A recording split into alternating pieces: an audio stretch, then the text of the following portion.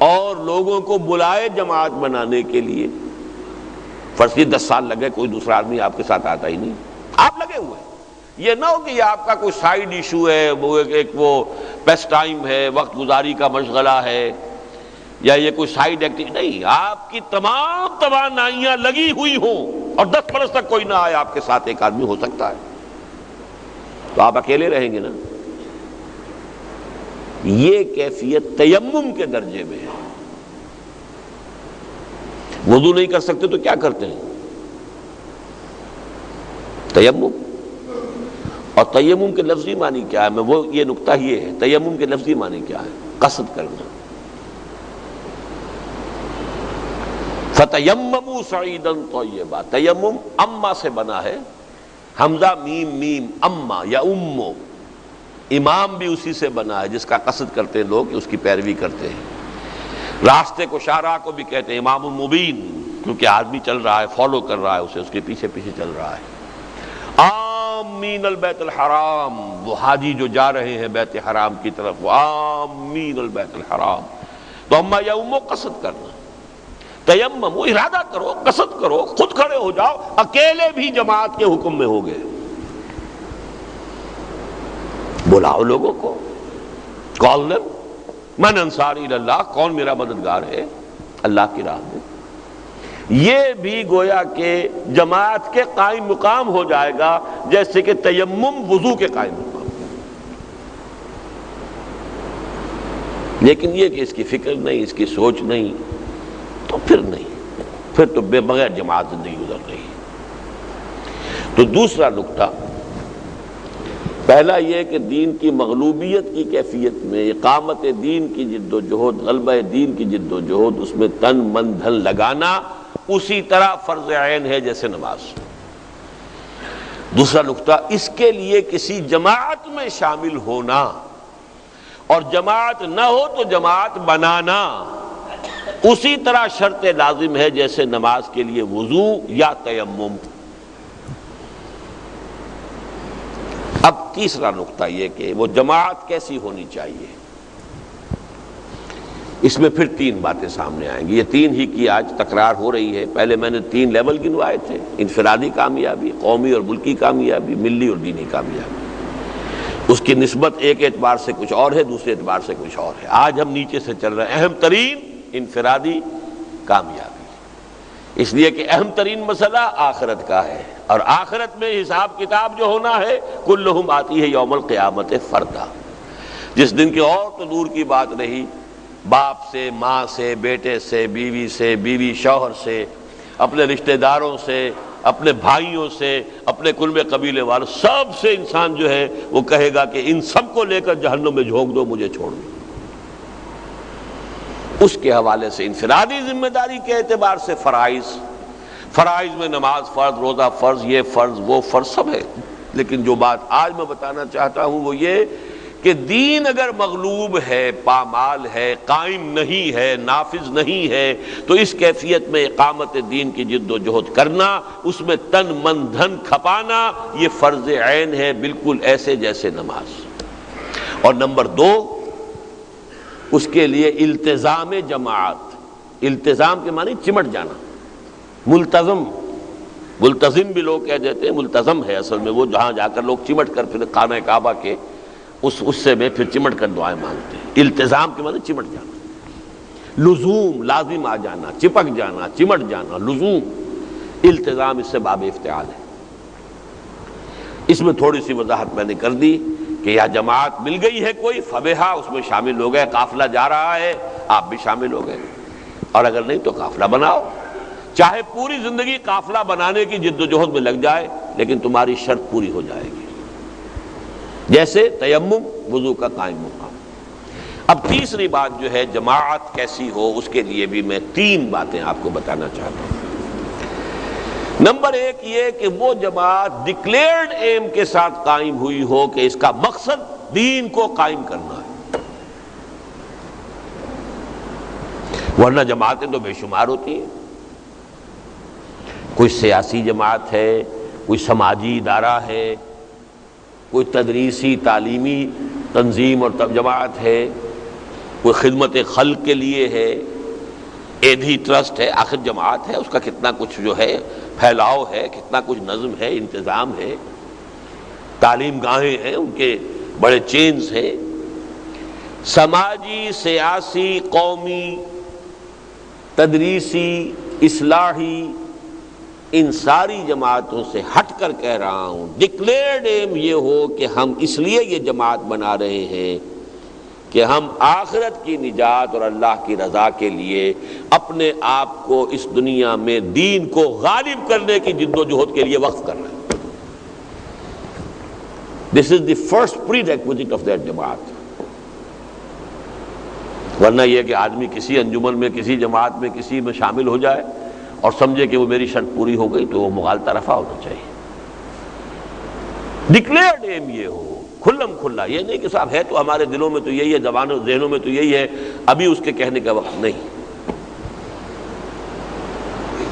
It should be declared aim, clear aim، ہدف یہ ہو کہ اللہ کے دین کی جد و جہد، غلبے کی جد و جہد۔ نمبر 2 یہ کہ اس جماعت کا طریقہ کار بالکل واضح ہونا چاہیے۔ یہاں بھی ایک نقطہ پہلی مرتبہ آج میرے ذہن میں آیا ہے، یہ میں اپنے رفقا کے لیے بھی تو کچھ ضیافت طبع کا سامان جو ہے اس طریقے سے اللہ فراہم کرا دیتا ہے کہ وہ بھی یہ نہ سمجھے کہ ہم نے تو وہی کچھ سنا ہے جو ہمیشہ سنتے رہے۔ ایک عجیب نقطہ سامنے آیا ہے، دیکھیے بلائنڈ فیتھ صرف نبی پر ہو سکتا تھا۔ نبی کے لیے ہرگز ضروری نہیں تھا کہ وہ یہ بتائے کہ مجھے یوں کرنا ہے، یوں کرنا ہے، ایسے کرنا ہے، یہ مراتب ہوں گے، یہ مراحل ہوں گے، یہ حضور You have to have blind faith in him۔ وہ نبی ہے، اللہ خیر صلی اللہ، وہ معصوم ہے، کہیں اگر خدا نہ خواستہ کہیں کوئی امکان ہوا بھی غلط رخ پہ پڑنے کا، اللہ سیدھا کر دے گا، معصوم ہے۔ آپ اپنا ہاتھ اس کے ہاتھ میں دیجئے، فارغ اب۔ کوئی اور شخص اس پوزیشن میں نہیں ہے کہ آپ کہے کہ صاحب بس میں نے تو اس کو مان لیا۔ اگر یہ کیا تو گویا کہ یہ شرک فی النبوت ہو جائے گا۔ وہ بتائے کہ کیا کام کرنا چاہتا ہے، کیسے کرنا چاہتا ہے، کیا فلسفہ ہے، کیا اس کے سامنے طریقہ کار پیش نظر ہے، کیا مراحل ہیں، ہر مرحلے کے پری ریکویزٹس کیا ہیں، وہ کیسے ایک مرحلے سے دوسرے مرحلے میں جائے گا۔ دس از ڈیفینیٹلی پری ریکویزٹ۔ نبی کے لیے ضروری نہیں تھا، نبی اس پر نبوت پر ایمان لائے، اور یہ ایمان بالغیب ہے۔ ھدی للمتقین الذین یؤمنون بالغیب ویقیمون الصلاۃ ومما رزقناہم ينفقون۔ ایمان میں سب سے پہلی شے ہی ایمان بالغیب ہے۔ نبی پر ایمان کے بعد بس جدھر لے جائیں، دور مال حق حیث دار، جہاں بھی وہ لے کے جانا چاہیں جائیے۔ اور یہاں میں لفظ استعمال کر رہا ہوں جان بوجھ کر، بلائنڈ فیتھ۔ نبی کے بعد اگر کسی کے ساتھ یہ رشتہ ذہناً یا جذباتی اعتبار سے استوار کر لیا، یہ شرک فی النبوت ہو جائے گا، گویا کہ آپ نے اس شخص کو بھی کسی درجے میں نبوت میں شریک کر دیا، شعوری یا غیر شعوری طور پر۔ جیسے امامت معصومہ کا تصور میرے نزدیک شرک فی النبوت ہے۔ کوئی انسان معصوم نہیں ہے، کوئی انسان مفترض الطاعہ نہیں ہے، وہ کہے کہ پرسنلی میرا رائٹ ہے کہ تم میری اطاعت کرو۔ نو، ہو آر یو؟ آپ کو دلیل لانی پڑے گی کتاب و سنت سے، اور کم سے کم یہ کہ یہ ثابت کرنا ہوگا یہ کتاب و سنت کے منافی نہیں ہے۔ کم سے کم جو شے کتاب و سنت کے منافی نہیں ہے وہ مباح ہے، ٹھیک ہے، اس میں ہم آپ کی اطاعت کا عہد کرتے ہیں۔ سمطاعت فی المعروف دائرے میں ہو، مباحات کے دائرے میں۔ کوئی شخص ذاتی حیثیت میں کلیم نہیں کر سکتا کہ میں مطاع ہوں، میں مطاع مطلق ہوں، میرا حکم ماننا پڑے گا۔ نو، اگر کر لیا یہ پھر وہی شرک فی النبوت کا لفظ استعمال کر رہا ہوں۔ اسی لیے میں کہا کرتا ہوں، یہ آپ حضرات کے علم میں شاید ہوگا بہت سے ہمارے رفقا کے، کہ امامت معصومہ کا تصور 87.5% نبوت ہے۔ بس بچ گیا ہے، 12.5% کی کمی ہے، اس لیے اس کے اوپر حکم نہیں لگا ہے کہ نبوت کا دعویٰ ہے یا نبوت کا عقیدہ ہے۔ اسی لیے اہل تشیع کو ان کی تکفیر کا کوئی اجماعی فتویٰ کبھی نہیں ہو سکا۔ مختلف علماء نے اپنی رائے بھی ظاہر کی، اجماع نہیں ہو سکا کبھی۔ قادیانیوں کا ہو گیا، انہوں نے نبی کا لفظ استعمال کر لیا، بہت سہولت سے ہو گیا۔ لیکن 87.5% میں کیسے کاؤنٹ کرتا ہوں؟ 4 اوصاف ہیں لازمی نبی کے۔ نبی معمور من اللہ ہوتا ہے، وہ خود نہیں بنایا جا سکتا، نہ خود بنتا ہے، نہ لوگ انہیں چنتے ہیں، وہ خود معمور من اللہ ہے۔ وہ مفترض الطاعہ ہے، ذاتی حیثیت میں اس کی اطاعت لازم ہے۔ وہ معصوم عن الخطا ہے، غلطی کا صدور اس سے نہیں ہو سکتا، اور اس پر وحی آتی ہے۔ 4 ہو گئے، 25% ہر ایک کو کاؤنٹ کر لیجئے۔ امامت معصومہ کا جو تصور ہے اس میں وہ معمور من اللہ ہے، 25% ہو گئے۔ مفترض الطاعہ ہے، 50% ہو گئے۔ وہ معصوم عن الخطا ہے، 75% ہو گئے۔ وحی تو نہیں وہ کہتے کہ ان پر آتی ہے، لیکن کہتے ہیں کہ وحی کے اصل مفہوم کو صرف وہ جانتے ہیں۔ قرآن کو انٹرپریٹ کرنے کا صرف انہیں حق ہے، کسی اور کو حق نہیں۔ تو میں 12.5% اس کا شامل کر کے 87.5% کہتا ہوں اس کو۔ لیکن چونکہ اس تک نہیں پہنچا نبوت تک، اس لیے اس گرفت میں نہیں آیا، کاگنیزیبل آفنس نہیں بنا۔ قادیانیوں کا آفنس کاگنیزیبل ہو گیا۔ بہرحال دوسری بات جو میں نے عرض کی، جماعت کیسی ہو؟ ڈکلیئرڈ ایم ہو اس کا کہ وہ اقامت دین، غلبہ دین کی جد و جہد کے لیے قائم ہوئی ہے۔ اس کے حوالے سے میں اس وقت، چونکہ میں نے ایک لفظ عریاں پہلے بھی استعمال کیا ہے، آج کچھ باتیں عریاں کر ہی دی جائیں۔ میں آپ سے صاف یہ بات بتا دینا چاہتا ہوں کہ کم سے کم پاکستان کی حد تک سوائے 2 جماعتوں کے کسی تیسری جماعت کا ڈکلیئرڈ ایم یہ نہیں۔ ایک جماعت اسلامی، اس کا دستور لیجئے، اس کا پورا پڑھیے، یہ مقصد وہ ہے اس کا، قائم ہوئی اسی کام کی۔ وہ سیاسی تحریک نہیں تھی، وہ سماجی تحریک نہیں تھی، وہ اصلاحی تحریک نہیں تھی، وہ تبلیغی تحریک نہیں تھی، وہ تعلیمی تحریک نہیں تھی۔ ان تمام سے ہٹ کر اقامت دین کی جد و جہد، حکومت الہیہ کا قیام، نظام خلافت کا قیام، جو بھی آپ کہہ لیں، وہ تو یہ کہ ایک ہی شے کی تعبیر کے لیے الفاظ مختلف ہو سکتے ہیں۔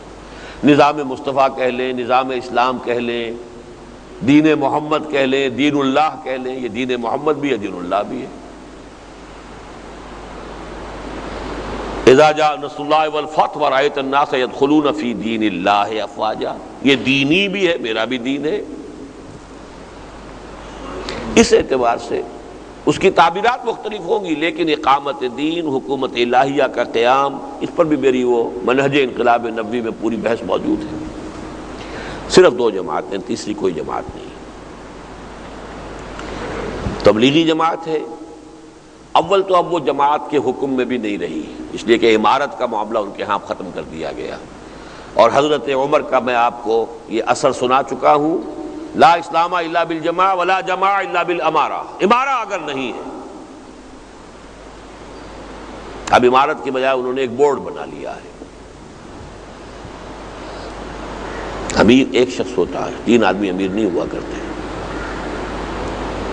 بہرحال اس کے علاوہ یہ کہ ڈکلیئرڈ ایم ان کا وہ نہیں ہے، چاہے دلوں میں ہو، لیکن یہ کہ ڈکلیئرڈ ایم وہ نہیں۔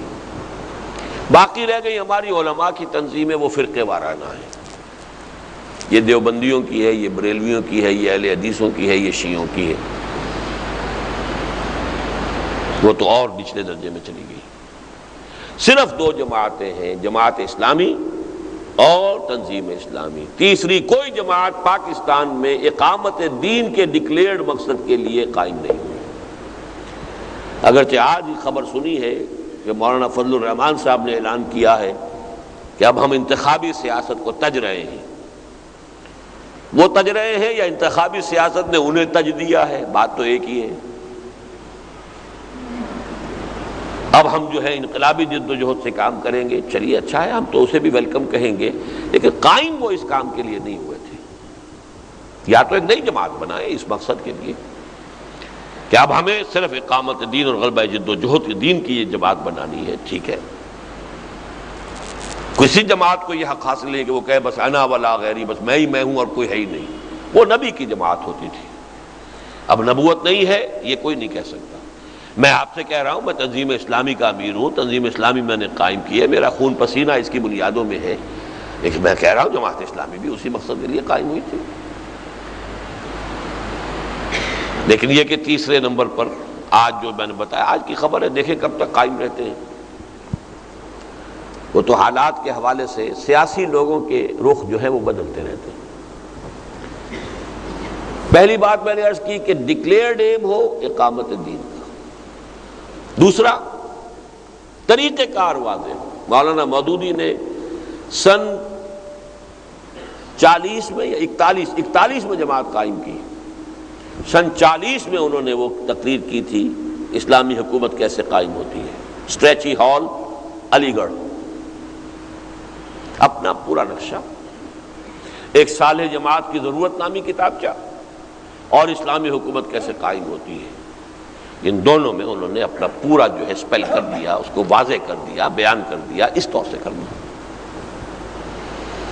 یہ دوسری بات ہے، یہ میری رائے ہے، کوئی اس کو صحیح سمجھے نہ سمجھے، میری کتابیں اس موضوع پر موجود ہیں، تحریک جماعت اسلامی ایک تحقیقی مطالعہ وغیرہ، کہ پاکستان بننے کے بعد وہ بھی 2 سال 3 سال اسی رخ پر رہے ہیں،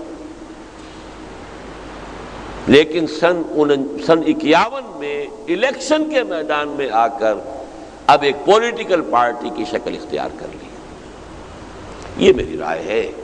اب بھی اگر کوئی شخص یہ سمجھتا ہے کہ نہیں وہ طریقہ کار صحیح ہے اور وہی طریقہ کار ہے جو تھا، تو ٹھیک ہے، اسے اگر وہ اپنے اس دیانت دارانہ رائے کی بنا پر جماعت اسلامی میں شامل رہتا ہے، مجھے کوئی اعتراض نہیں۔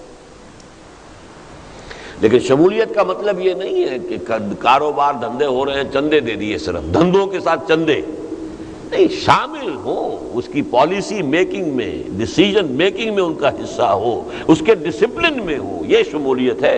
شمولیت صرف تعاون کو نہیں کہتے، تعاون تو آپ بہت سی جماعتوں سے کر سکتے ہیں، تعاون البر والتقوی ولا تعاون علی الاثم والعدوان، لیکن ایک جماعت میں ایک ہی میں رہ سکتے، 2 میں نہیں رہ سکتے۔ جماعت اور ڈسپلن ایک پارٹی کا نام ہے، ایک ہی ڈسپلن آپ پورا کر دیں، نبھا دیں تو بڑی بات ہے، 2 کے ڈسپلن کیسے پورے کریں گے؟ ناممکن ہے، ٹکرائیں گے وہ آپس میں ایک دوسرے سے، 2 کشتیوں میں سوار نہیں ہو سکتے۔ جماعت ایک ہی ہوگی، البتہ ایک جماعت میں رہتے ہوئے دوسروں کے ساتھ تعاون، وقتی تعاون، فوری تعاون، جہاں جہاں جزوی طور پر ان کے ساتھ تعاون، یہ ہو سکتا ہے۔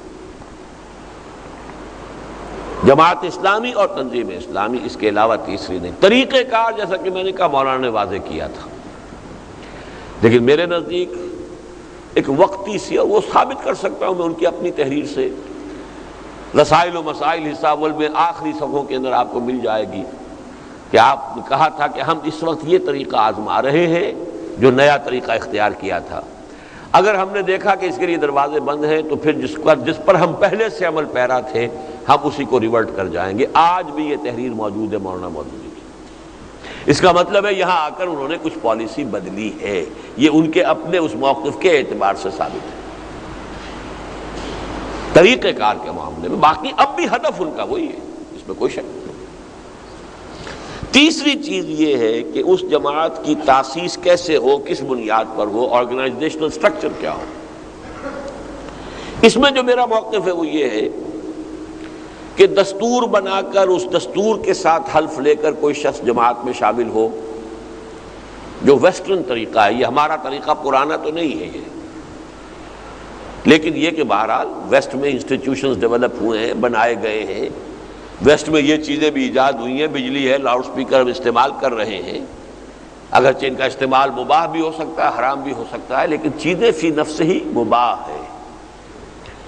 اس پہلو سے وہ طریقے تنظیم بھی مباح ہے، حرام نہیں ہے،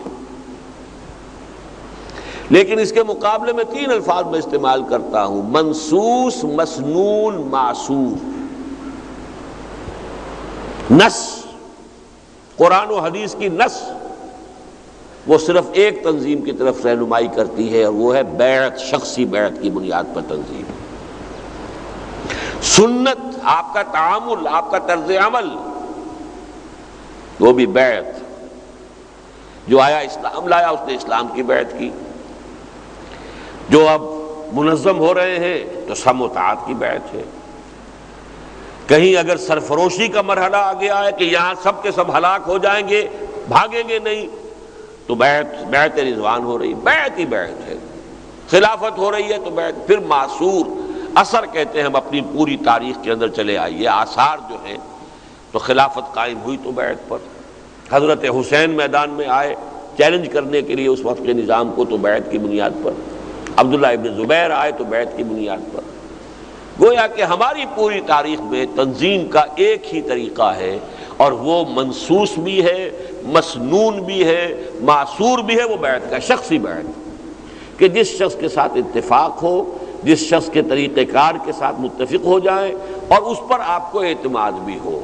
دل کو چیر کر تو آپ دیکھ نہیں سکتے، لیکن اس کے ماضی کو دیکھیں، اس کے مشاغل کو دیکھیں، جتنی بھی اپنی توجہ ہو سکتی ہو ممکن اس کو چھان پھٹک کر لے، اس کے بعد اگر قابل اعتماد نظر میں آئے تو اس کے ہاتھ میں ہاتھ دے کر بیعت کر کے۔ اور یہ طریقہ ہے تنظیم کا، جماعت سازی کا، جو منصوص ہے، یعنی قرآن اور حدیث کی نصوں میں موجود ہے، نصوص میں۔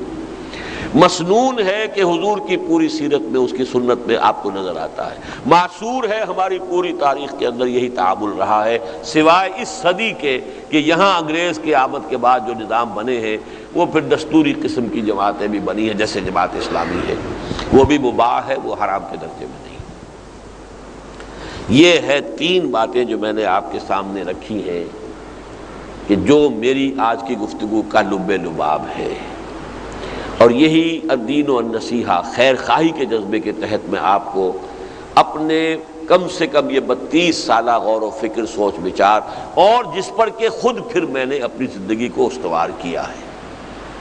یہ میرے لیے کوئی اکیڈمک ایکسرسائز نہیں ہے، صرف یہ میرے لیے کوئی علمی اور تصنیفی مشغلے کی حیثیت رکھنے والی شے نہیں ہے۔ اسی پر میں نے اپنی زندگی کو استوار کیا ہے، اسی پر الحمدللہ آج تک چل رہا ہوں، اور اسی پر جینے اور بقیہ جتنی زندگی ہے اس میں قائم رہنے، اور اسی پر مرنے کی جو ہے آرزو ہے۔ اور حدیث نبوی ہے، لا یؤمن احدکم حتی یحب لاخیہ ما یحب لنفسہ، تم میں سے کوئی شخص مومن نہیں ہو سکتا جب تک کہ اپنے بھائی کے لیے بھی وہی شے پسند نہ کرے جو اپنے لیے پسند کرتا ہے۔ اور الدین والنصیحہ، دین نام ہے خیر خواہی کا۔ قیل لمن یا رسول اللہ، قال للہ ولکتابہ ولرسولہ ولائمۃ المسلمین وعامتہ۔ یہ خیر خواہی کا حق ہے جو ادا میں کر رہا ہوں آج، کہ یہ تین چیزیں آج گنتی کر کے مجھ سے لے کر اٹھیے، آگے ان کو ماننا نہ ماننا، اختیار کرنا نہ کرنا، ان پر عمل کرنا نہ کرنا، یہ ہر شخص کا اپنا اختیار ہے۔ اب میں بہت ہی اختصار کے ساتھ اوپر کی 2 منزلوں کے بارے میں بھی کچھ باتیں کر لوں۔ قومی اور ملکی سطح جو ہم پاکستانی قوم کے نام سے آئیڈینٹیفائیڈ ہے، ایک ہمارا پاسپورٹ ہے، اس پر ہماری نیشنلٹی پاکستانی لکھا ہوا ہے۔ ایک ملک ہے جو پہلے 2 خطوں پر مشتمل تھا، وہ علیحدہ علیحدہ ہو گئے، اور بدقسمتی سے ایک حصے نے اپنا نام بھی بدل دیا۔ چھوڑیے ان باتوں کو، لیکن یہ کہ اس ملک کے بارے میں 2 باتیں لازم ہیں جو سمجھ لینے کی ہیں۔ باقی سارے مسائل بھی اہم ہیں، اس کی معاشی کیفیت، اس کی مالی حیثیت، اس کے قرضوں میں بند جانا، اس کا اور معاملات کے اعتبار سے یہاں پہ اخلاق کا دیوالہ نکل جانا، یہاں پہ غبن اور خیانت کا وہ بازار گرم ہونا کہ جس کی شاید دنیا میں اب کہیں اور نظیر نہ مل سکے، یہ ساری اپنی جگہ پر ہے۔ ہمارا لٹریسی پرسنٹیج اتنا کم ہے، یہ ساری چیزیں اپنی جگہ۔ ان میں سے کسی کو میں نہیں کہتا کہ یہ کوئی غیر حقیقی یا غیر اہم مسائل ہیں، لیکن 2 باتیں ہیں کہ جو ہیں جڑ کی باتیں، جن کو سمجھ لینا چاہیے، اور ان پر پوری تفصیل سے تو میری کتاب استحکام پاکستان کے نام سے موجود ہے۔ پہلی بات یہ کہ اس ملک کے وجود میں آنے کے لیے جڑ اور بنیاد سوائے اسلام کے نعرے کے اور کچھ نہیں۔ لفظ نعرہ استعمال کیا میں نے، یہ نہیں کہا اسلام تھا، نہیں، اسلام کا نعرہ۔ اس میں پوری بحث ہو جائے گی کہ مسلم لیگ کو دینی جماعت نہیں تھی، مسلم لیگ کی قیادت کوئی پریکٹسنگ مسلم پر مشتمل نہیں تھی. علماء کی حیثیت اگر تھی تو وہ ثانوی معاونین کی تھی، مددگاروں کی تھی، وہ اس کی قیادت میں شامل نہیں تھے. اب میں پوری بحث میں نہیں جانا چاہتا، لیکن یہ کہ اگر نعرہ یہ نہ لگتا کہ پاکستان کا مطلب کیا لا الہ الا اللہ، تو نہ 1946 میں مسلم لیگ کو وہ کامیابی حاصل ہو سکتی تھی جس کے بنا پر وہ پورے ہندوستان کے مسلمانوں کی واحد نمائندہ جماعت قرار پائی، نہ پاکستان وجود میں آ سکتا.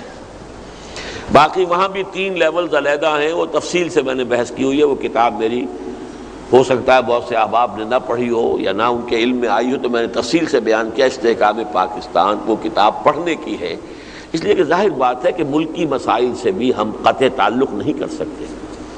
یہ کشتی کے مانند ہے، یہ ڈوبتی ہے تو ہم ڈوبتے ہیں نا، چاہے اس کا ہماری آخرت سے تعلق نہیں ہے، دنیا سے تو ہے. آپ کی ساری زندگی لگ رہی ہے اپنی اولاد کو بہتر سے بہتر پوزیشنوں میں پہنچانے کی اور اچھی سے اچھی بلڈنگیں چھوڑ کر جانے کی. یہ سارا جو ہے غرق ہو جائے گا کہ نہیں ہو جائے گا؟ یہ ملک اگر غرق ہو گیا، کون آ کے آباد ہوں گے یہاں پہ کیا معلوم. کتنے ہی لوگوں نے جو بڑے بڑے محل بنائے تھے ڈھاکہ کے اندر، اور پھر ان میں سے کتنے لوگ ہیں کہ جو نکلے ہیں وہاں سے بمشکل جو ہے بتن کے کپڑے لے کر، اور کتنے ہیں جو آج بھی وہاں کنسنٹریشن کیمپ کے اندر پڑے ہوئے ہیں. کیا پتہ کیا ہو. تو یہ ڈیفیکٹ ہو. اصل مسئلہ آخرت کا ہے، اس کی تو میں بات کر چکا. یہ ملک ڈوبتا ہے تب بھی اور رہتا ہے تب بھی، اصل مسئلہ ہمارا آخرت کا ہے. لیکن دنیاوی اعتبار سے ہماری ساری سوچ جو ہے جس کے پرگرد ہے، لیکن وہ ہم اپنے ذاتی مکان بنا لینے کو، بنگلے بنا لینے کو، کاروبار جما لینے کو یہ دیکھ رہے ہیں. یہ نہیں دیکھ رہے کہ جس کشتی میں یہ سب کچھ رکھ رہے ہیں. میں باہر جا کر کہتا ہوں تم یہاں پہ محنتیں کر رہے ہو، دن رات کی کوششیں سعودی عرب میں کر رہے ہیں، فلاں جگہ کر رہے ہیں، یہاں کر رہے ہیں، امریکہ میں کر رہے ہیں، اور کما کما کے جو ہے دن رات خون پسینہ ایک کر کے پاکستان بھیج رہے ہیں.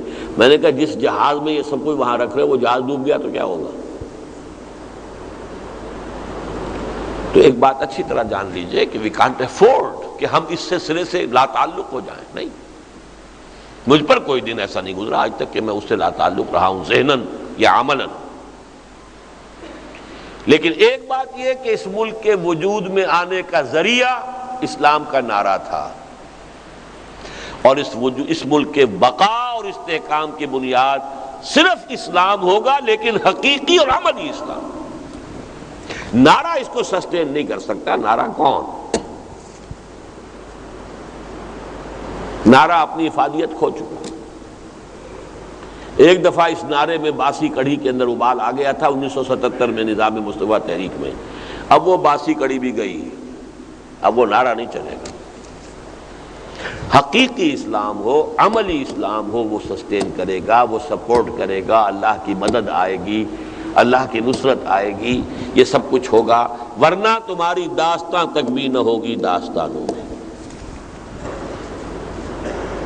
اس صدی میں 2 عظیم سلطنتیں ختم ہو گئی. In the very beginning, first world war کے بعد دی گریٹ آٹومان امپائر، سلطنت عثمانیہ ختم.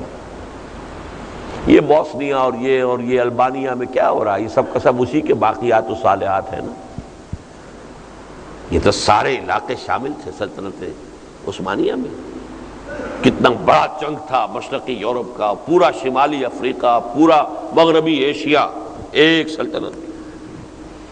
یا کبھی ہوا کرتی تھی سلطنت روما جس میں کہ تینوں یہ بر اعظموں کے حصے تھے، یا پھر سلطنت عثمانیہ تھی. نام و نشان ختم. ایک ملک ترکی رہ گیا، کچھ آبادیاں ہیں جو یورپ کی مختلف ملکوں، اور ابھی recently U S S R gone with the wind. تو پاکستان کس کھیت کی مولی ہے؟ آدھا تو ویسے ہی گیا، نام بدل چکا اپنا. باقی جو ہے اب حالات جو ہو رہے ہیں، کس بے بسی کا عالم ہے اس وقت. یا بے بسی کا عالم مجھے یاد ہے سن 71 کا، ہماری ایئر فورس مفلوج ہو گئی تھی. کیوں ہو گئی تھی؟ یہ اواکس طیارے جو بعد میں امریکہ نے دیے ہیں سعودی عرب کو بھی اور ادھر ادھر، وہ اس قسم کے ہیلی کاپٹرز رشیا نے دے دیے تھے بھارت کو، وہ فضا میں ہر وقت رہتے تھے اور ہمارے ہوائی جہاز جنبش بھی کرتے تھے تو ان کے علم میں ہوتا تھا۔ لہذا ایئر فورس جو سن 65 میں جو بھی بہرحال ہم نے مقاومت دکھائی، اس کا سب سے بڑا جو ہے وہ ایئر فورس کا حصہ تھا، وہ مفلوج ہو گئی۔ آج ہماری ایئر فورس اور ایئر ڈیفنس مفلوج ہو گیا، جب ہمارے وزیر صاحب بھی کہہ رہے ہیں ہمارے پاس تو وہ چیزیں ہی نہیں ہے کہ ہم روک سکیں۔ وہ تو 60,000 فیٹ کی بلندی پر یا 1,00,000 فٹ کی بلندی پر تھا، نہ اس کو ڈیٹیکٹ کرنے کے ہمارے پاس آلات ہیں اور نہ یہ کہ اس کو کہیں اس کو چیک کرنے کا ہے۔ حالانکہ یہ احمقانہ بیان ہے، انہیں یہ بیان نہیں دینا چاہیے تھا، لیکن یہ کہ بے بسی کا عالم ہے، اس کا کیا اثر ہوگا پوری قوم کی نفسیات کے اوپر، غور کرنے کی بات۔ تو یہ کوئی انہونی بات نہیں ہے جو میں کہہ رہا ہوں، اور میرا اپنا تجزیہ، میرا اپنا ٹائم ٹیبل تو یہ ہے کہ اللہ تعالیٰ نے پہلے 25 برس دیے تھے مہلت کے، اور اس کے بعد ایک کوڑا اللہ کے عذاب کا پڑا، اور ہمارے 95,000 قیدی بنے ہندو کے، جن میں سے 43,000 ریگولر ٹروپس تھے، فوج، پاکستان کی فوج، سپاہی سے لے کر جرنیل تک اس ہندو کی قید میں آئے جس پر کہیں 600 برس، کہیں 800 برس، کہیں 1000 برس حکومت کی تھی۔ تو بڑا پھوڑا بھی آ سکتا، اس کے لیے کیا کیا جائے؟ اب اس کے لیے کوئی شخص کسی اپنی اور سمجھ کے مطابق کام کر رہا ہو، اپنی انالیسس کے مطابق کام کر رہا ہو۔ میرے نزدیک چونکہ اس ملک کی بقا کا دار و مدار حقیقی اسلام پر ہے، لہذا اقامت دین کی جد و جہد میں جو وقت میں لگا رہا ہوں وہ استحکام پاکستان کی جد و جہد میں بھی لگا رہا ہوں۔ مجھ سے زیادہ خوش قسمت انسان کون ہوگا جو ایک تیر سے 3 شکار کر رہا ہو؟ سب سے بڑا شکار میری اپنی عاقبت ہے۔ اگر میں اپنا تن من دھن لگا دوں اس اقامت دین کی جد و جہد میں تو فلاح اخروی ہے، میرا اصل ہدف وہ ہے، اصل ٹارگٹ وہ ہے۔ لیکن میرے نزدیک یہی میرے اس ملک کی بقا کا، اس کے استحکام کا، اس کے لیے واحد بنیاد ہے، کوئی اور بنیاد ہے ہی نہیں۔ تو میں جو یہ کام کر رہا ہوں اسی میں گویا کہ میں اپنے اس وطن کا حق ادا کر رہا ہوں۔ یہ نوٹ کر لیجئے، یہ بھی دینی مسئلہ ہے، جس راستے سے آپ چلتے ہیں اس کا بھی آپ پر حق ہو جاتا ہے، حدیث ہے۔ اس راستے کا حق ہے کہ اگر کوئی ایذا والی شے پڑی ہوئی ہے تو اسے ہٹا کر اس راستے کو صاف کر دیں، یہ آپ پر حق ہے چونکہ آپ اس راستے پر چل رہے ہیں۔ تو جس زمین پر ہم آباد ہیں، جس ملک کی جو بھی بہرحال اس کی اللہ تعالیٰ کی طرف سے جو بھی کچھ یہاں عطا ہوا ہے اس سے بہرہور ہو رہے ہیں تو اس کا حق ہے، لیکن اس کے استحکام کا بھی راستہ یہی ہے، کوئی اور راستہ نہیں۔ آپ بھیک مانگتے رہیے، آپ وہ F-16 کے لیے کرتے رہے، وہ اپنی جگہ پر ہے، اعدوا لہم ما استطعتم، وہ اپنی جگہ پر ہے۔ یہ سب کچھ زیرو کے درجے میں ہوگا اگر یہاں اسلام نہ آیا، یہ ملک نہیں رہے گا۔ اور اس میں بڑا تلخ شعر ہے کوثر نیازی کا، اب ان کی شخصیت ذرا بہرحال فوت ہو گئے ہیں، اللہ تعالیٰ ان کی خطاؤں سے درگزر فرمائے، لیکن کوئی ایک زمانہ تھا ان کی شاعری، اس میں وہ تحریکی اور انقلابی رنگ تھا۔ اسلام کو گر تیری فضا راس نہ آئے، اے میرے وطن تجھ کو کوئی آگ لگائے۔ یہ ذرا شاعرانہ جذبات کی بات ہے، لیکن یہ کہ واقعتاً ہمارے لیے تو اصل شے تو پھر اسلام ہے، دین ہے۔ البتہ یہ ملک ایسا ہے سلمان ابن اسلام کے طریقے پر کہ جیسے حضرت سلمان فارسی سے جب نام پوچھتے تھے عرب لوگ، وہ تو تھے چونکہ ایرانی، کہ آپ کا نام کیا ہے؟ وہ کہتے سلمان، ایک لفظ۔ عربوں کا رواج یہ جب تک باپ کا نام نہ آئے تو وہ نام پورا نہیں ہوا، سلمان ابن، سلمان کس کے بیٹے؟ وہ کہتے تھے سلمان ابن اسلام، میں اسلام کا بیٹا ہوں۔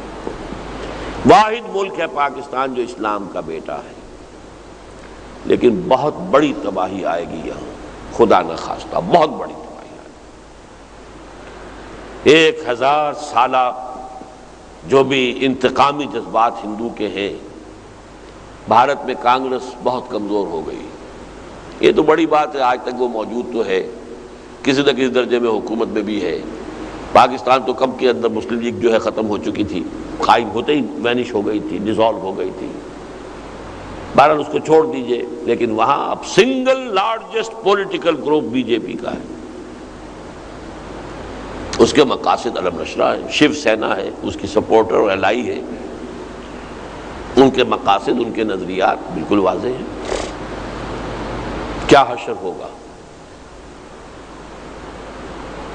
اس بات کو ذہن میں رکھیے. یہ ہے دوسری سطح. اس کا بھی اگر کوئی حل ہے تو یہ ہے کہ یہاں اسلام قائم ہو. قائم خود تو نہیں ہو جائے گا، اس کی جد و جہد کرنی ہوگی. جد و جہد اس طرز پہ کرنی ہوگی جس طرز پر کہ محمد رسول اللہ نے کی تھی صلی اللہ علیہ وسلم. وہ منہج انقلاب نبوی جو میں نے بیان کیا ہے وہ میرا طریقہ، اس پر غور کیجئے، اس پر سوچ بچار کیجئے. وہ بات رہ گئی تھی وہاں جا کے میں نے کہا دو ہی جماعتیں ہیں اقامت دین کے ڈکلیئرڈ آبجیکٹیو کے ساتھ قائم ہوئی، ایک جماعت اسلامی اور ایک تنظیم اسلامی. جماعت اسلامی کے دو چھوٹے چھوٹے پیمفلیٹس مولانا مودودی کے، اسلامی حکومت کیسے قائم ہوتی ہے اور ایک سارے جماعت کی ضرورت ہے، یہ ان میں انہوں نے اپنا طریقہ کار بنیادی طور پر بیان کر دیا تھا. چینج کی ہے پاکستان میں آ کر، اس کا ثبوت میں انہی کی تحریر سے، ان کے حوالے سے آپ کو دے رہا ہوں. لیکن یہ ہے کہ ہم نے اپنا پورا طرز عمل جو ہے 400 صفحے کی کتاب میں بیان کر دیا ہے، سیرت النبی سے ماخوذ کر کے. یہ طریقہ ہے پورا انالیسس سیرت النبی کا، منہج انقلاب نبوی کتاب پڑھیے آپ. بہرحال آخری جو سطح ہے وہ ہے دینی اور ملی. اس اعتبار سے بھی چونکہ ان دنوں میں میری کچھ باتیں سامنے آتی رہی ہیں اخبارات کے ذریعے سے بھی، پھر اس میں استہزاء بھی ہوتا ہے، تمسخر بھی ہوتا ہے، کچھ اور طرح کی جو نمک مرچ لگا دی جاتی ہے. دیکھیے ملت کی سطح پر اور دین کی سطح پر بھی ایک عمل ہے جو بہت جلد اپنے تکمیلی مرحلے کو پہنچنے والا ہے. وہ تکمیلی مرحلے سے مراد کیا ہے؟ پہلی بات قرآن سے سمجھیے کہ حضور کو بھیجا گیا غلبہ دین کے لیے. هو الذی ارسل رسولہ بالہدی ودین الحق لیظہرہ علی الدین کلہ، 3 دفعہ قرآن میں آیا. دوسری بات یہ کہ حضور کو بھیجا پورے عالم انسانیت کے لیے، 5 دفعہ آیا یہ مضمون. اور سب سے نمایاں آیت یہ ہے وما ارسلناک الا کافۃ للناس بشیرا ونذیرا. تو حضور کے مشن کی تکمیل اس وقت ہوگی جب کل روئے ارضی پر اللہ کا دین قائم ہو جائے.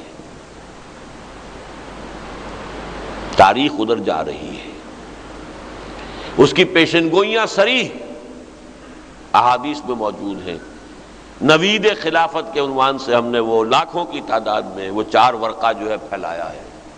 اب مجھے معلوم نہیں آج یہاں کہیں ہے یا نہیں، دستیاب ہو سکتا ہے یا نہیں، لیکن جو صاحب بھی چاہیں گے ان کے لیے ہم وہ کہیں نہ کہیں سے فراہم کریں گے، ہماری لوکل تنظیموں کے ذریعے سے، تنظیم کے رفقا کے ذریعے سے، کہ قیامت سے قبل، چونکہ بات قیامت سے شروع ہوئی تھی، قیامت آنی ہے اور پھر ہمارا محاسبہ ہونا ہے. اصل ہمارا مسئلہ وہ ہے، وہاں سے بات شروع ہوئی تھی. قیامت سے پہلے اس پورے روئے ارضی پر اللہ کا دین غالب ہوگا، خلافت علی منہاج النبوت کا نظام قائم ہوگا. اس کے لیے جو خوشخبریاں ہیں حضور نے دی ہیں صریح، وہ ہم نے احادیث کی صورت میں عام کی نوید خلافت کے روح سے. اور یوں سمجھیے تیسرے اعتبار سے کہ حضور نے فرمایا کہ میرے بعد اب اللہ تعالیٰ اس دین کی حفاظت کا انتظام جو کرے گا اس میں یہ بھی ہے کہ ہر صدی میں مجددین امت کو پیدا کرتا رہے گا. ان لا یبعث فی هذه الامۃ علی راس کل 100 عام من یجدد لها دینها. 14 صدیوں کے مجددین، اب نام گنوانا جو ہے وہ اس میں وقت لگ جائے گا، لیکن یہ کہ بہرحال یہ نوٹ کر لیجئے کہ پہلے 1000 برس کے مجددین سارے عالم عرب میں آئے. 11ویں صدی، 12ویں صدی، 13ویں صدی، 14ویں صدی کے مجددین ہند میں پیدا ہوئے. احمد سرہندی رحمۃ اللہ علیہ، عبدالحق محدث دہلوی رحمۃ اللہ علیہ، شاہ ولی اللہ دہلوی رحمۃ اللہ علیہ، سید احمد بریلوی رحمۃ اللہ علیہ. 14ویں صدی میں شیخ الہند جیسا مجاہد حریت، علامہ اقبال جیسا مفکر، مولانا مودودی جیسا مصنف، مولانا الیاس جیسا مبلغ، پوری دنیا میں ان کے برابر کا، ان کی سطح کا، ان کے سٹیچر کا، ان کی قد و قامت کا کوئی شک موجود نہیں. یہ انڈیکیشنز ہیں، 400 ایئرز انڈیکیشنز، ہسٹوریکل انڈیکیشنز۔ 15ویں صدی شروع ہو گئی، 17 برس اس کے جا چکے، 18ویں میں اب ہم ہیں۔ 15ویں صدی کا مجدد، یہ گمان کی بات ہے، خیال کی بات ہے، وہی ہوں گے جنہیں اہل تشیع کہتے ہیں، امام مہدی کے وہ ان کے 12ویں امام تھے، روح پوش ہیں۔ حقیقت میں وہ بھی مجدد ہوں گے، جیسے یہ مجدد اپنی اپنی صدیوں میں پیدا ہوتے رہے۔ حضرت احمد سرہندی کوئی 1000 برس سے کہیں روح پوش تو نہیں تھے، شاہ ولی اللہ دہلوی کہیں روح پوش نہیں، روح پوش ہوں گے عالم ارواح میں کہیں ہوں گے، عالم ارواح سے اپنے والدین کے ذریعے سے وہ دنیا میں آ گئے، ایسے ہی کوئی شخص۔ لیکن اہل سنت بھی مانتے ہیں کہ عرب میں اسلامی حکومت قائم کرنے کے لیے ایک عظیم شخصیت ابھرے گی۔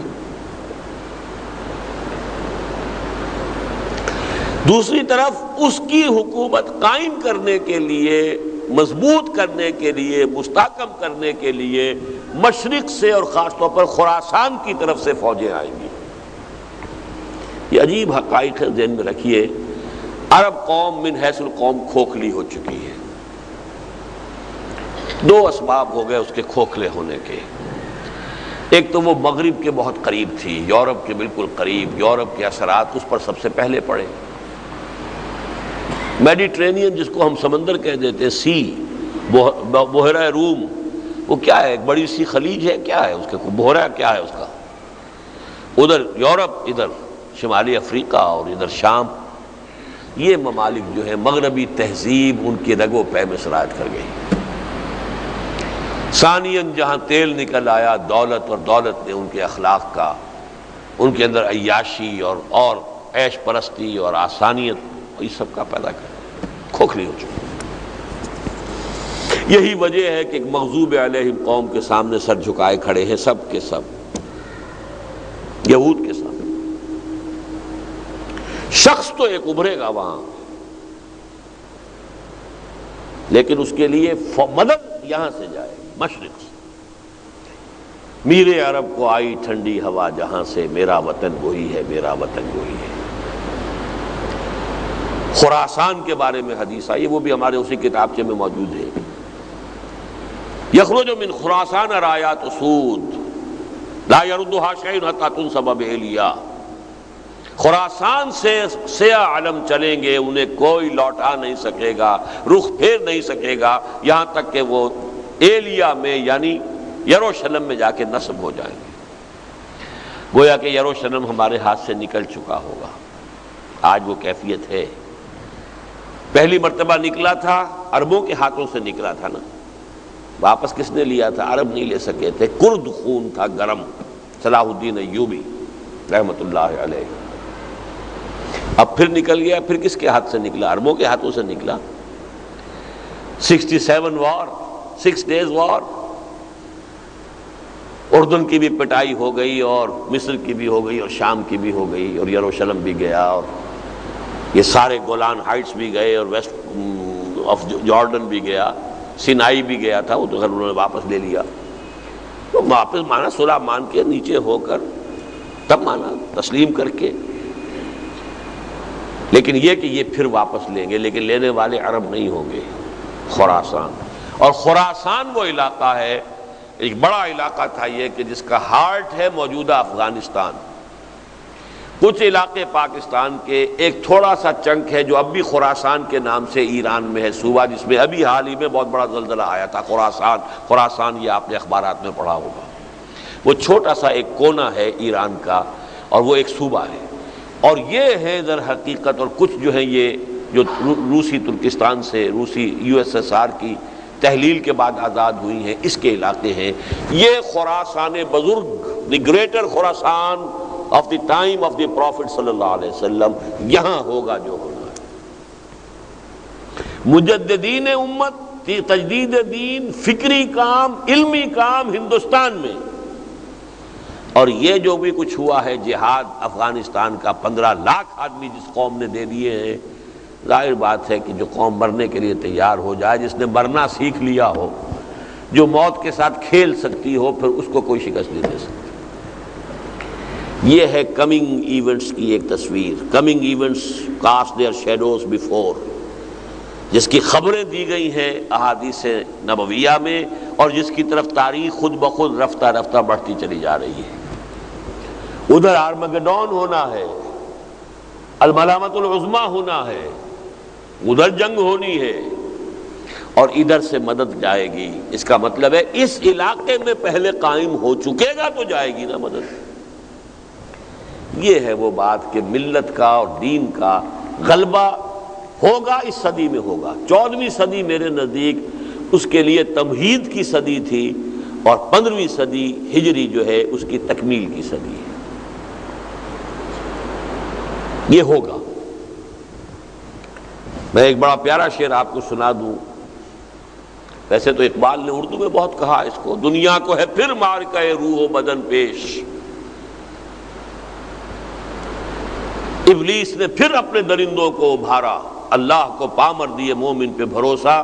وہاں تہذیب کا لفظ ہے. تہذیب نے پھر اپنے درندوں کو ابھارا، اللہ کو پامر دیے مومن پہ بھروسہ، ابلیس کو یورپ کی مشینوں کا سہارا. لیکن فارسی کا ایک شعر جو ہے، خضر وقت از خلوت دشت حجاز آیت بروں، حجاز کے صحرا سے تو خضر وقت 15ویں صدی کے مجدد وہ ان کا ظہور ہوگا، وہ سامنے آئیں گے. قافلہ کارواں زی وادی دور و دراز آیت بروں، زی ازیں، یہ جو وادی دور و دراز ہے وادی سندھ، یہاں سے کارواں چلے گا. خضر وقت وہاں، کارواں یہاں سے. حضرت مہدی کے بارے میں احادیث عرب میں، اور یہاں سے میر عرب کو آئی ٹھنڈی ہوا جہاں سے. یہ ہے کمنگ ایونٹس کے شیڈوز. اور اب اس کے اوپر جو گفتگویں ہو رہی ہیں، نوسٹرڈیمس کی جو تھیں پیشن گوئیاں، اور شاہ نعمت ولی کی پیشن گوئیاں، یہ تو سمجھیے کہ تقریباً 400-500 برس پرانی چیزیں ہیں. لیکن اس کے ساتھ اب آپ نے اخبارات میں پڑھا ہوگا وائن برگر کی بھی کوئی پیشن گوئیاں تھیں. ظاہر بات ہے اس کی کہاں ہوں گی، اس نے کسی اور سے سنی ہوگی، کوئی جین ڈکسن سے سنی ہو، کسی اور سے سنی ہو. گاندھی کی پیشن گوئیاں آ گئی ہیں، راسپوٹین کی بھی آ گئی ہیں، اور یہ سب کنورج کر رہی ہیں اس صدی کے آخری سالوں پر. اور اگلی صدی یعنی عیسوی کے، اس صدی عیسوی کے آخری سال، اگلی صدی عیسوی کے ابتدائی سال. The coming 10 years of human history are going to be very fateful. الملحمۃ العظمیٰ اس میں ہوگی، Armageddon, the third world war, جو تاریخ انسانی کی عظیم ترین جنگ ہوگی، اور شرق اوسط اس کا میدان بنے گا. کروڑوں کی تعداد میں انسان قتل ہوگی. یہ سب اس خبریں ہیں کتاب الملائک میں. یہ بھی ہونا ہے. لیکن میں نے کیوں تذکرہ کیا اس کا؟ یہ تو ہونا ہے. میری اور آپ کی کامیابی کا دار و مدار یہ ہے کہ ہمارا کچھ حصہ اس پروسیس میں پڑتا ہے یا نہیں. ہونا تو ہے. دین تو محمد رسول اللہ کے ہاتھوں اور صحابہ کرام کی جد و جہد سے غالب ہو گیا. 23 برس کی محنت. محروم کون رہ گیا؟ ابو جہل، ابو لہب محروم رہ گئے. دور نبوی میں پیدا ہیں، موجود ہیں. حسن ز بصرہ بلال از حبش صہیب از روم ز خاک مکہ ابو جہل، بلکہ ابو جہل سے بڑھ کر ابو لہب کہی ہے یہاں. ابو لہب خاک مکہ نہیں، حضور کے گھر میں. وہ تو خیر بنو امیہ کا تھا، بنو مخزوم کا. یہ تو بنو ہاشم کا چشم و چراغ ہے ابو لہب. ایک دیوار بیچ ہے محمد رسول اللہ کے اور اس کے گھر میں. اسی لیے وہ ام جمیل جو ہے وہ گندگی بھی پھینک دیا کرتی تھی، اور اگر کہیں ہانڈی چڑھی ہوتی تھی اس ہانڈی کے اندر ان کے اوپر بھی نجاست پھینک دیتی تھی. کرتی تھی کہ نہیں؟ اس لیے کہ ایک دیوار بیچ میں تھی. صبح کے وقت کانٹے بچھاتی تھی. یہ سارے کرتے تھے نا. کوئی بجلی اسٹریٹ لائٹس تو نہیں تھی. حضور اگر نکلتے ہوں گے in the small hours of the morning بیت اللہ میں جا کر کچھ عبادت کرنے کے لیے، تو کیا ہوتا ہوگا آپ کے ساتھ ان کانٹوں کی وجہ سے. لیکن تھا کون؟ چچا. اور وہ محروم رہا. تبت یدا ابی لہب وتب ما اغنی عنہ مالہ وما کسب. اس دور میں رہتے ہوئے لوگ اگر ناکام رہے اور شقی رہے تو اس دور میں بھی دین غالب ہو جائے گا. ہم شقی رہیں گے اگر ہم نے اپنے فرائض ادا نہ کیے. This is the crux of the matter. یہ نہیں ہے کہ دین غالب ہو گیا تو ہم کامیاب ہو گئے. ہم کیسے کامیاب ہو گئے؟ عین حضور کے ساتھ ہو کر ایک شخص جنگ کر رہا ہے، مر گیا ہے، شہید ہو گیا، قتل ہو گیا. سب لوگ کہہ رہے ہیں وہ تو جنت میں پہنچ گیا. حضور نے فرمایا میں نے تو اسے دوزخ میں دیکھا ہے. تحقیق کی گئی. یہ دو واقعات علیحدہ علیحدہ آتے ہیں. ایک تو یہ ہے کہ زخمی ہو گیا تھا اور زخموں کا جو درد کرب تھا وہ برداشت نہیں ہو سکا، خودکشی کر لی تھی. اپنے عمل سے جہنمی بن گیا، چاہے وہ محمد رسول اللہ کے ساتھ ہو کر جنگ کی ہے اور زخمی ہوا. تو کلہم آتی ہے یوم القیامت فردا. یہ نہیں کہ آپ محمد کی جماعت میں شامل تھے تو کیا کہنے، بس آپ تو پاک ہو گئے، صاف ہو گئے. محمد کی جماعت میں عبداللہ ابن ابی بھی تھا جو کھڑے ہو کر جامع مسجد جمعے کے وقت کہتا تھا، پہلے اعلان کرتا تھا لوگوں ان کی باتیں توجہ سے سنو، یہ اللہ کے رسول ہیں. شقی ہے، شقی رہا، شقی چلا گیا دنیا سے. دین کا غلبہ تو ہونا ہے. میری اور آپ کی کامیابی. بڑا پیارا شعر ہے، چسود از رہبر کامل تہی دستان قسمت را، خضر از چشمہ حیواں تشنہ میارت سکندر را. کوئی شخص تہی دست ہو، تہی دستان قسمت، خود بدبخت ہو تو خضر وقت بھی اس کی انگلی پکڑ کر لے کر چلے گا تو اسے کچھ فائدہ نہیں ہوگا. کہ چشمہ حیوان تک پہنچا کر بھی حضرت خضر سکندر کو واپس لے آئے، پانی نہیں پینے دیا، وہاں پہنچا تو دیا تھا. جسود از رہبر کامل تہی دستان قسمت را، کیا فائدہ. خضر از چشمہ حیواں تشنمی آرد سکندر را. تو اگرچہ یہ ہونا ہے، یہ میں نے اس حوالے سے کہا یہ ہونا ہے، لیکن اگر ہم اس پاکستان میں اقامت دین کی جد و جہد میں اپنا خون پسینہ ایک کریں تو ہم اس پروسیس میں بھی شریک ہیں. یہ ہے وہ تیسرا شکار. پہلا شکار میری اپنی عاقبت ہے، اس کے لیے میں نے ساری شروع جو کیا تو یہیں سے کیا. کلہم آتی ہے یوم القیامت فردا، لا یسأل حمیم حمیما یبصرونہم یود المجرم لا یفتدی من عذاب یومئذ ببنیہ وصاحبتہ واخیہ وفصیلتہ التی تؤویہ ومن فی الارض جمیعا ثم ینجیہ کلا یوم یفر المرء من اخیہ وامہ وابیہ وصاحبتہ وبنیہ لکل امرئ منہم یومئذ شأن یغنیہ. وہ ہے ہمارا اصل ہدف. اس کے لیے فرائض دینی، باقی سارا آپ کو معلوم ہے، مجھ سے بھی بہتر معلوم ہوگا. نماز کے یہ فرائض ہیں اور فلاں یہ فرائض ہیں، سب جو کمی رہ گئی ہے میں نے بیان کی. ایک دین کی مغلوبیت کی کیفیت میں اس کو غالب کرنے کی جد و جہد. اولاً تو یہ سمجھ میں آ جائے، بات تو بہت اچھا ہے کہ اولین فرض عین یہ ہے، نماز بھی اس کے لیے درکار ہے، روزہ بھی اس کے لیے درکار ہے، انفاق بھی اس کے لیے درکار ہے. اولین یہ ہے. ورنہ کم سے کم یہ تو سمجھیں کہ جیسے نماز فرض عین ہے ویسے ہی فرض عین. نمبر دو، جیسے نماز کے لیے وضو شرط ہے ایسے ہی اس فرض کی ادائیگی کے لیے التزام جماعت شرط ہے. ہاں، اور جیسے وضو کے ساتھ تیمم ہو سکتا ہے اگر کسی شخص کو کسی جماعت پر کوئی اعتماد نہیں، اس میں یہ خرابی ہے، اس میں یہ غلطی ہے، اس میں یہ چیز صحیح نہیں ہے، ٹھیک ہے خود کھڑا ہو جائے، اپنا تن من دھن اپنی پوری جد و جہد. سن 65 سے لے کر 75 تک 10 برس میں نے جد و جہد کی ہے، تب تنظیم اسلامی قائم ہوئی. میں بغیر جماعت نہیں تھا اس وقت بھی، اس لیے کہ میں جماعت بنانے کی جد و جہد کر رہا ہوں.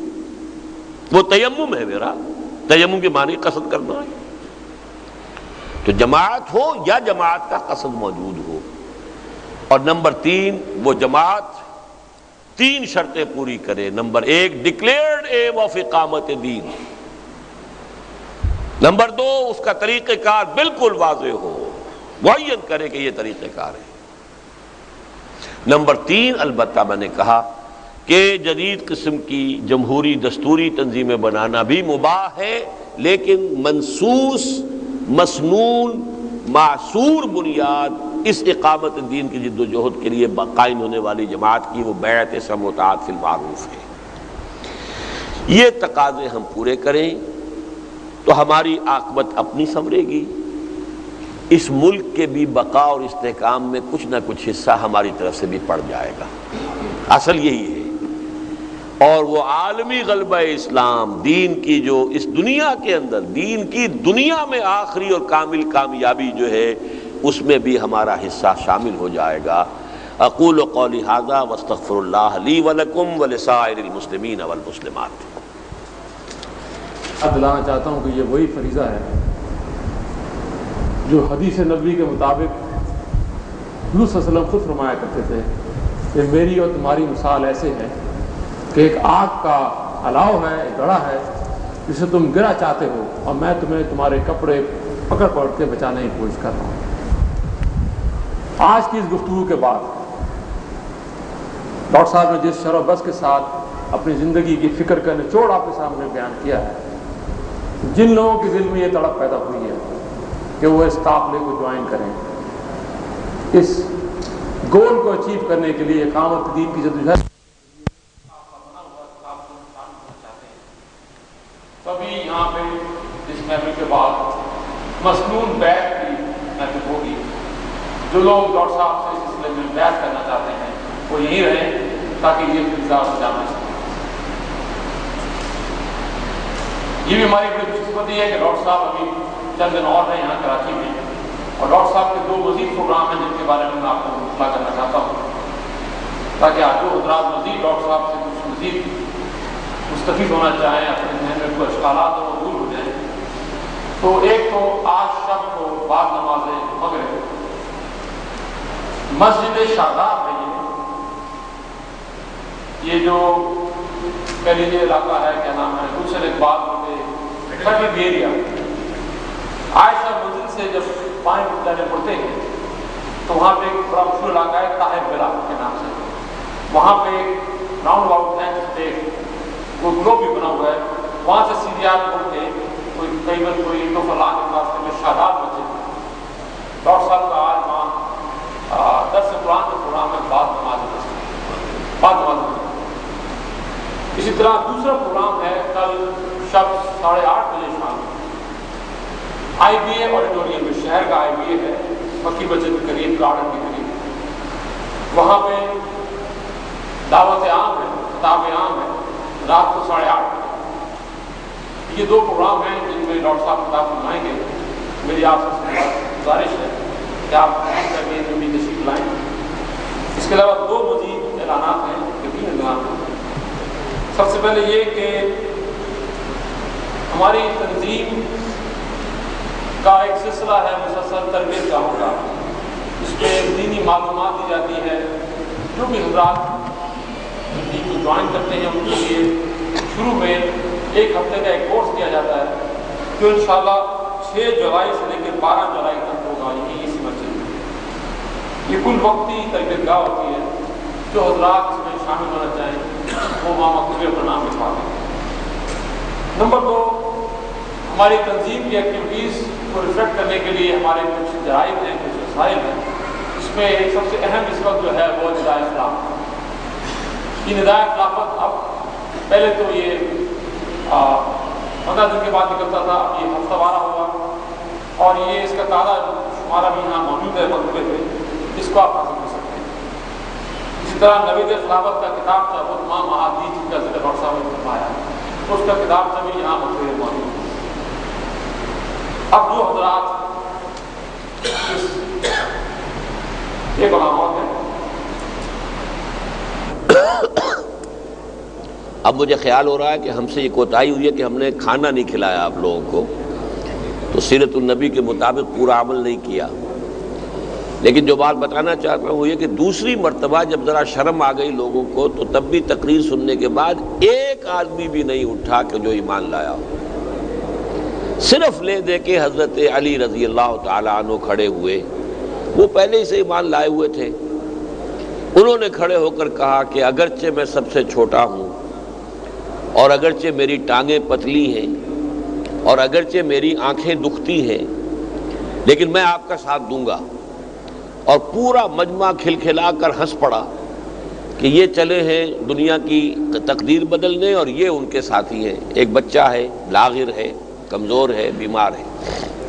لہذا اگر آج کے اس اجتماع میں کوئی ایک شخص بھی نہ اٹھتا اور اس میں شرکت کے لیے پیش قدمی نہ کرتا تب بھی کوئی بات ایسی نہیں تھی، لیکن یہ کہ متعدد حضرات نے اگر فیصلہ کیا ہے، اللہ تعالیٰ اسے ان کے حق میں بھی مبارک کرے، تنظیم کے حق میں مبارک کرے، اس ملک کے حق میں مبارک کرے، دین کے حق میں مبارک کرے۔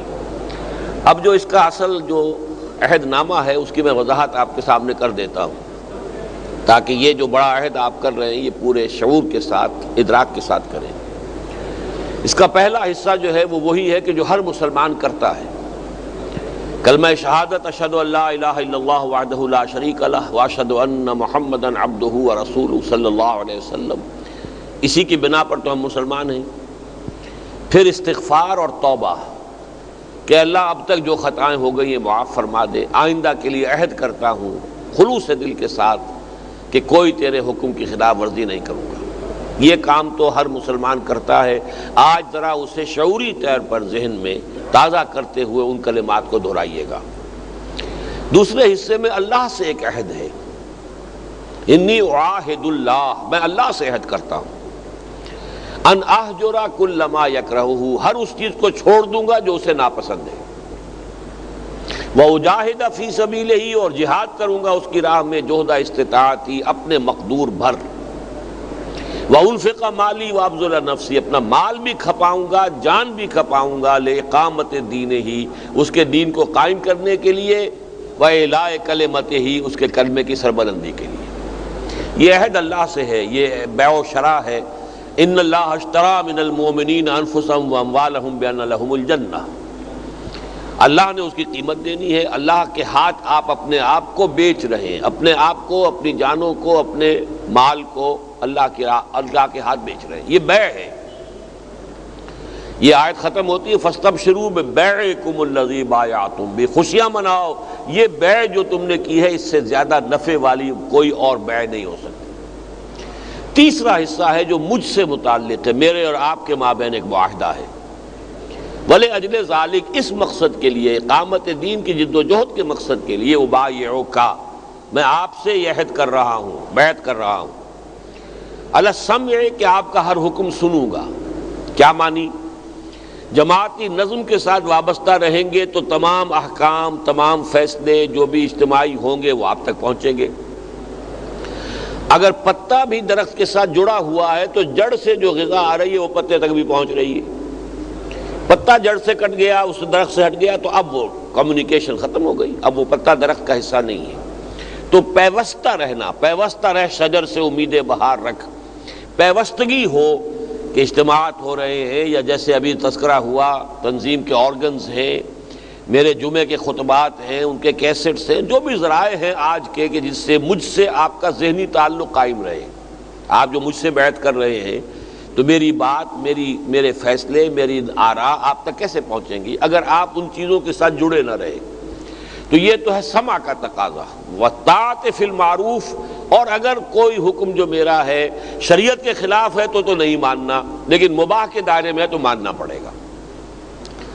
فی العسر والیسر، چاہے تنگی ہو اور چاہے آسانی ہو، والمنشط والمکرہ، چاہے آپ کی ذاتی طور پر جو ہے طبیعت آمادہ ہو، چاہے اپنی طبیعت پر جبر کرنا پڑے۔ فرض جو ہے وہ طبیعت پر جبر کر کے بھی ادا کرنا پڑتا ہے۔ اگر آپ کی طبیعت آمادہ نہیں ہے نفل نہ پڑھیے، کوئی آپ کے اوپر محاسبہ نہیں، بلکہ ہدایت ہے کہ مت پڑھو۔ فرض چاہے طبیعت آمادہ ہو یا نہ، وہ پڑھنا ہی پڑھنا ہے، وہ تو ہے فی المنشط والمکرہ۔ ہاں نوافل میں یہ ہے کہ طبیعت آمادہ ہے، انشراح ہے تو ضرور ادا کرے ورنہ نہ کرے۔ تو فی العسر والیسر والمنشط والمکرہ وعلی عثرۃ علیہ، اور چاہے مجھ پر دوسروں کو ترجیح دے دی جائے۔ یہ میں نہیں کہوں گا میں تو آپ کا پرانا ساتھی ہوں، اتنے سال پرانی میری سٹینڈنگ ہو گئی ہے اور آپ نے 9 وارد کو امیر بنا دیا، نہیں، یہ اختیار جو ہے گویا کہ جو شخص بیعت کر رہا ہے وہ میرے حوالے کر رہا ہے۔ وعلی عثرۃ علیہ وعلی اللہ انازل امرہ، اور جنہیں آپ ذمہ دار بنا دیں گے ان کے بھی احکام سے اور ان کے معاملات سے ہم جھگڑیں گے نہیں۔ حالانکہ بیعت تو ان سے نہیں ہے، بیعت تو مجھ سے ہے، لیکن میں جس کو امیر بنا رہا ہوں اس کا حکم ماننا بھی اسی درجے میں ضروری ہے۔ جیسے کہ حضور نے فرمایا کہ من اطاع امیری فقد اطاعنی ومن عصی امیری فقد عصانی، ومن اطاعنی فقد اطاع اللہ ومن عصانی فقد عصى اللہ. جس نے میرا حکم مانا اللہ کا حکم مانا، جس نے میری نافرمانی کی اللہ کی نافرمانی کی، جس نے میرے امیر کا حکم مانا اس نے میرا حکم مانا، جس نے میرے مقرر کردہ امیر کی نافرمانی کی اس نے میری نافرمانی کی. اور آخری بات اس بیت میں یہ ہے کہ وَعَلَىٰ نَقُولَ بِالْحَقِّ أَيْنَمَا كُنتُ، حق بات ضرور کہوں گا جہاں بھی کہیں ہوں گا. لا خاف فی اللہ لومۃ لائم، اور کسی ملامت کرنے والے کی ملامت کے خوف سے اپنی زبان بند نہیں کروں گا. یہ ہے وہ بیعت جو آپ مجھ سے کریں گے. پہلے دو حصے میں نے بیان کر دیا. بسم اللہ کیجئے، میرے ساتھ الفاظ دہراتے جائیے. بسم اللہ الرحمن الرحیم. ذرا بلند آواز سے پڑھیں. بسم اللہ الرحمن الرحیم. اشہد ان لا الہ الا اللہ وحدہ لا شریک لہ واشہد ان محمدا عبدہ ورسولہ صلی اللہ علیہ وسلم. استغفر اللہ ربی من کل ذنب واتوب الیہ توبۃ نصوحا. انی اعاہد اللہ ان اہجر کل ما یکرہہ واجاہد فی سبیلہ جہد استطاعتی وانفق مالی وابذل نفسی لإقامت دینہ وإعلاء کلمتہ ولأجل ذلک ابایعک علی السمع والطاعۃ فی المعروف فی العسر والیسر والمنشط والمکرہ وعلی اثرۃ علی وعلی اللہ انازع الامر اہلہ وعلی ان اقول بالحق اینما کنت لا اخاف فی اللہ لومۃ لائم. میں نے آپ کی یہ بیعت قبول کی. اللہ تعالیٰ آپ کو اس پر کاربند رہنے اور پورا اترنے کی توفیق عطا فرمائے. دعا مانگ دیجیے. الحمدللہ الذی ہدانا لہذا وما کنا لنہتدی لولا ان ہدانا اللہ. ربنا لا تزغ قلوبنا بعد اذ ہدیتنا وہب لنا من لدنک رحمہ انک انت الوہاب. یا مصرف القلوب صرف قلوبنا الی طاعتک. یا مثبت القلوب ثبت قلوبنا علی دینک. اللہم وفقنا لما تحب وترضى. اللہم وفقنا ان نجاہد فی سبیلک باموالنا وانفسنا. اللہم ارزقنا شہادتا فی سبیلک. اللہم الف بین قلوبنا واجعلنا عبادک اخوانا. اللہم اغفر لنا ولآبائنا ولأمہاتنا ولجمیع المؤمنین والمؤمنات والمسلمین والمسلمات الاحیاء منہم والاموات انک سمیع مجیب الدعوات. اللہم اشف مرضانا مرضى المؤمنین والمؤمنات والمسلمین والمسلمات. وصلی اللہ تعالی علی خیر خلقہ محمد وآلہ واصحابہ اجمعین برحمتک یا ارحم الراحمین. آپ حضرات نے